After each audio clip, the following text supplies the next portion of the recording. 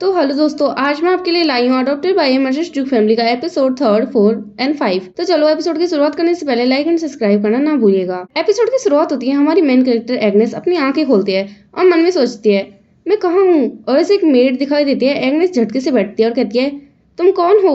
और मेड बताती है कि मेरा नाम एना है और ये रोडविक एस्टेट है और मैं यहाँ काम करती हूँ। एग्नेस के गंदे कपड़ों की वजह से वहाँ का सोफा भी बहुत ज्यादा गंदा हो गया होता है। एग्नेस मन में सोचती है रोडविक की संपत्ति, ओ नहीं तो क्या मैंने यहाँ ड्यूक रोडविक के सोफे को गंदा कर दिया है। और वह खड़ी होकर माफी मांगने लगती है, मुझे माफ करना, मुझ जैसे एक मामूली गुलाम ने सोफे को गंदा कर दिया। मेड मन में सोचती है मैंने जेड से सुना है कि उसे लगभग गुलाम के रूप में बेच दिया गया था, लेकिन इतनी छोटी सी बच्ची को खुद को गुलाम कहते हुए सुनना, आखिरकार उसके साथ ऐसा क्या बर्ताव हुआ था। वह देखती है एग्नेस को भूख लग रही है तो वह स्माइल करती हुई कहती है प्यार से तुम जरूर भूखी होगी। एग्नेस वहाँ पे चुपचाप खड़ी होती है। वह मेड वहाँ से जाती हुई कहती है मैं तुम्हारे लिए खाना लेकर आती हूँ, जब तक मैं वापस नहीं आऊँ तुम यहीं पर आराम करो। और वह गुनगुनाते हुए वहाँ से चली जाती है। दोस्तों हम इसको ऐना बोलेंगे। और गेट बंद होने की आवाज आती है। एग्नेस मन में सोचती है मैंने एक गलती कर दी और वह दुखी होती है। मानो गाड़ी में सो जाना ही काफी नहीं था क्या, मैंने सोफे को भी गंदा कर दिया है। खुद पर काबू रखो, तुम उनके नजरों में बुरी नहीं बन सकती। वह अपने पास्ट की बातें याद करती है, अगर मुझे यहाँ से निकाल दिया गया तो गेरवेयर फिर से मुझे पकड़ लेगा।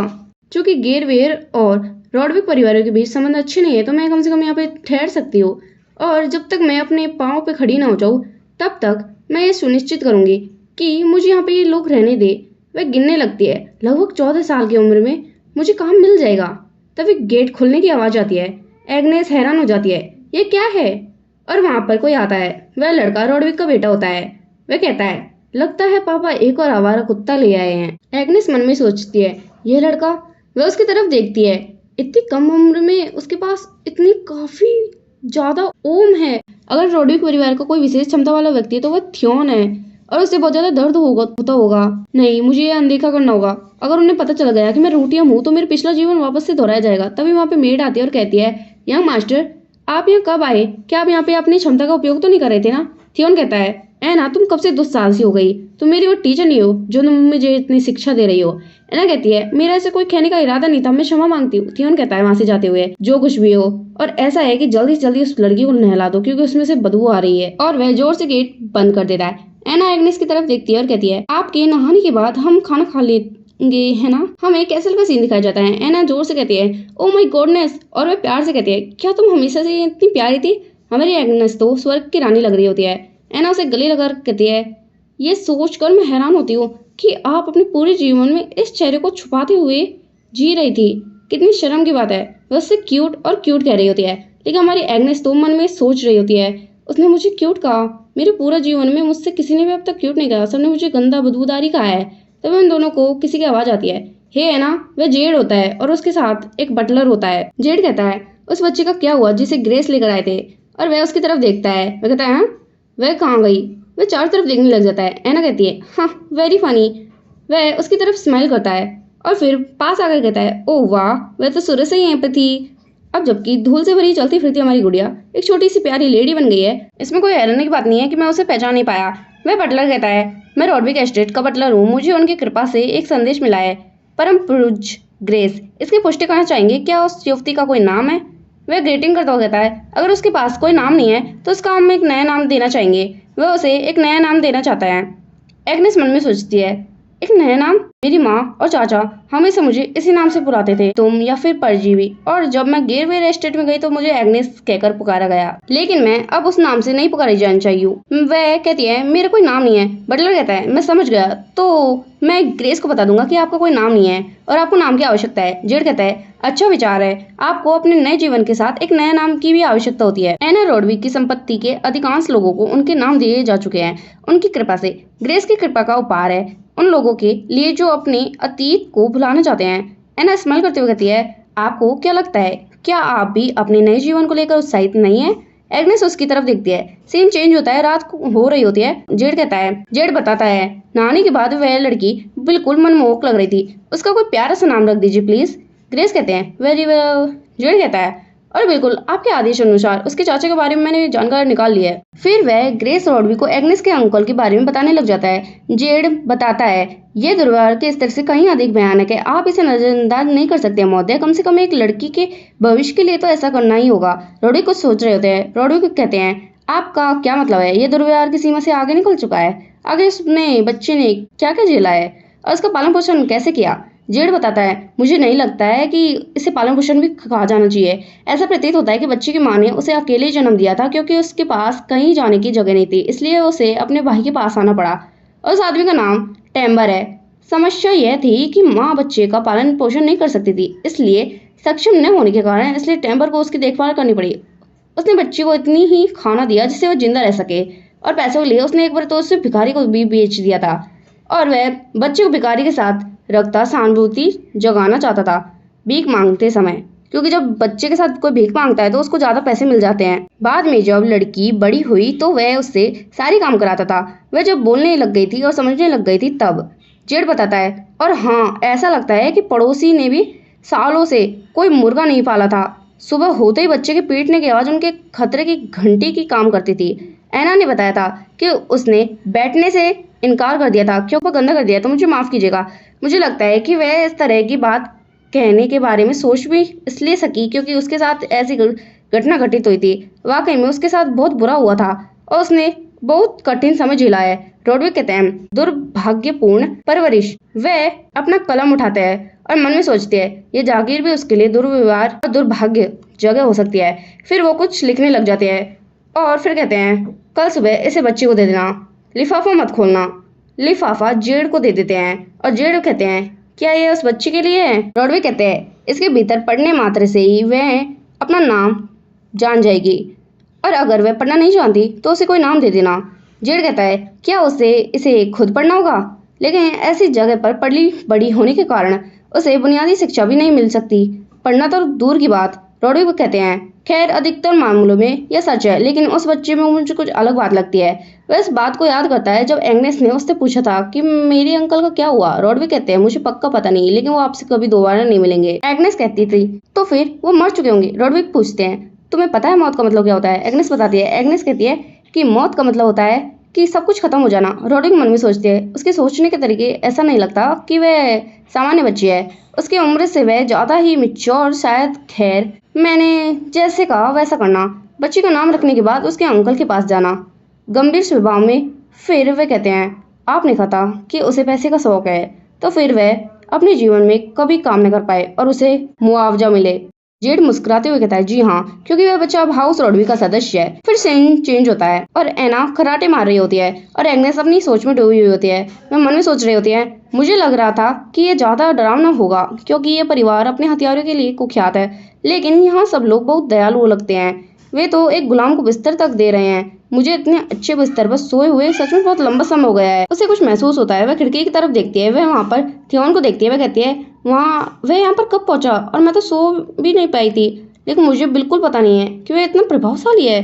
थियोन उससे देखता है और कहता है, हे पपी। और एग्नेस मन में सोचती है, पपी? वह पूछती है, मैं पपी क्यों हूँ? थियोन कहता है, क्योंकि तुम्हारे बाल कुत्ते के बाल जैसे हैं। एग्नेस अपने बालों को छूती है और कहती है, ये बुरा नहीं है। थियोन कहता है, हाँ, क्या तुम मुझसे डरी नहीं? वह तलवार निकालता है और डरावने अंदाज में कहता है, एग्नेस के गले पर चाकू रखकर, ठीक है, इसी तरह मैं चुपके से आकर तुम्हें कभी भी मार सकता हूँ, तुम्हें पता भी नहीं चलेगा। और एग्नेस कहती है मन में, झूठा। मौत सामने होने पर भी जब क्षमता का उपयोग करने वाले लोग वास्तव में किसी को मारना चाहते हैं तो उनमें से रक्त के समान लाल आभा निकलती है, लेकिन मुझे उसमें से ऐसा कुछ नहीं दिख रहा है, ना लग रहा है। लेकिन जिस तरह वह मुझे धमकी दे रहा है, इसका मतलब यह है कि वह मुझे डराना चाहता है। एग्नेस कहती है, मैं आपसे भीख मांगती हूँ, मुझे मत मारो। थियोन कहता है मन में, क्या वह मुझसे बिल्कुल नहीं डरी? क्या वह मेरा मजाक उड़ा रही है? मुझे नहीं बोलना चाहिए, इसे भूल जाओ। ये धमकी काफी है भगाने के लिए उसको, बिल्कुल वैसे ही जैसे बाकी सभी बच्चों को मैंने भगाया था जिन्हें पापा लाए थे। थियोन जाते हुए कहता है, फिर कल तक गायब हो जाओ। एग्नेस कहते हैं, क्यों? आप मुझे जाने के लिए क्यों कह रहे हैं? वे खिड़की के ऊपर पैर धरता है और कहता है, क्योंकि मुझे लोग पसंद नहीं है, इसलिए वह लोगों से नफरत करता है। लेकिन क्यों? और फिर वह अपना ब्रेड खाने लग जाती है। फिर मन में सोचती है, अपने पिछले जीवन में मुझे अन्य परिवारों के बारे में विस्तार से जानने का कभी अवसर नहीं मिला, इसलिए मुझे इस बात का बिल्कुल भी अंदाजा नहीं है कि वह किस तरह का व्यक्ति है। तभी उसे जोर से ऐना की आवाज आती है और वह कहती है, ओह माय गॉड। वह उधर कहती है, तुम खाते समय कितनी प्यारी लगती हो और कितनी ज्यादा क्यूट हो तुम। क्या यह स्वादिष्ट है? क्या आप खुश हैं? क्या आप चाहते हैं कि मैं आपके लिए और लाऊं?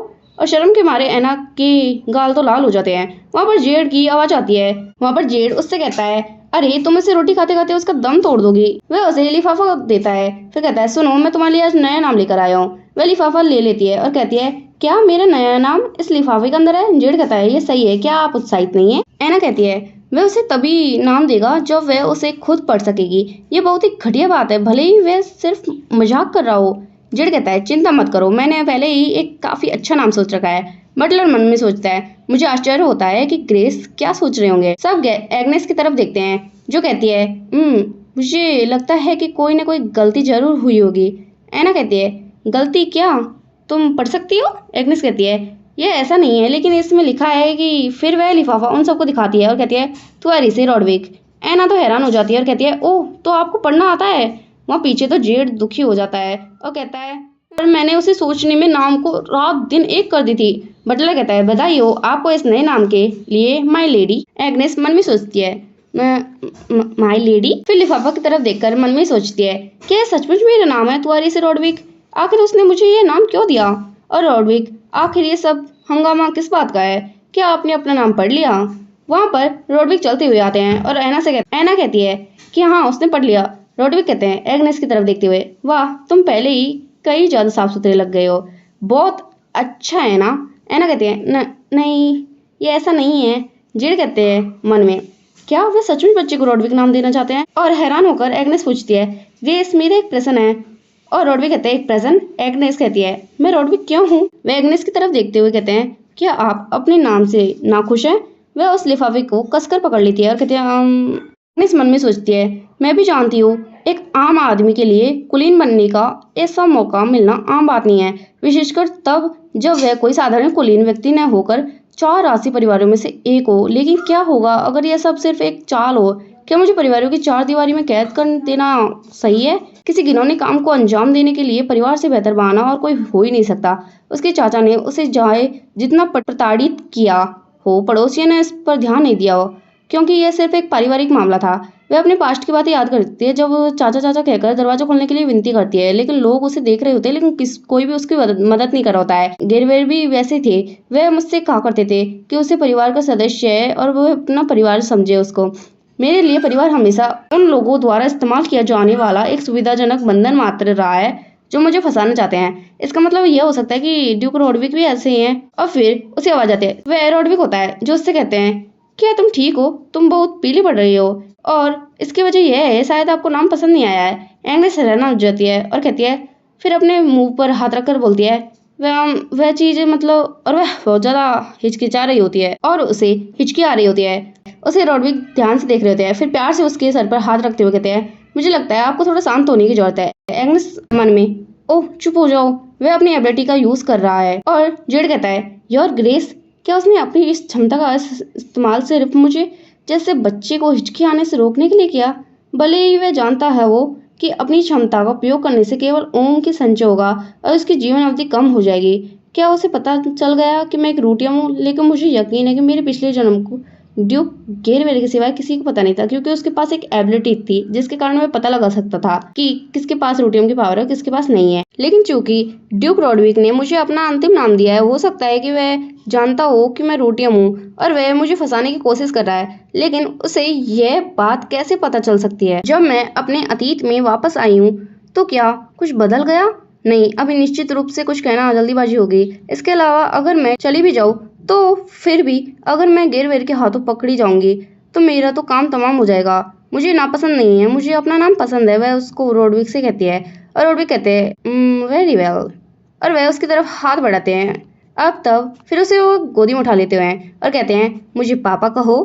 और एग्नेस तो हैरान हो जाती है, वह मन में सोचती है, पापा? जेड कहते हैं, क्या आप सचमुच उस बच्चे को गोद ले रहे हैं? रॉडविक कहते हैं, क्या इसमें कोई समस्या है? जेड कहते हैं, खैर कोई समस्या नहीं है, लेकिन लोग बातें करेंगे जब उस घर में रॉडविक की बात फैलती है और आपने किसी आम नागरिक को गोद लिया है, जबकि आपके पास पहले से ही एक उत्तराधिकारी है।